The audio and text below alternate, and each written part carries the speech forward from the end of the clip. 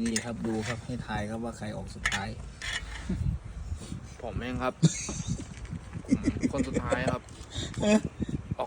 อกสนามคนสุดท้ายครับ ออกสนามคนสุดท้าย ครับ มันเป็นอย่างไรเนี่ย มันเหลือแต่พลิกแล้วครับ เป็นไงผ่านไหม ผ่านครับ เมนูเนี้ย ผ่านครับ ดูคิ้วไปทำอะไรมาเนี่ย คิ้วยังไม่ขึ้นครับ โดนน้ำโทษยัง โดนแล้วครับ ยังไม่ขึ้นครับ ฝากคำคมอะไรถึง FC ไหม ถึงหน้าตา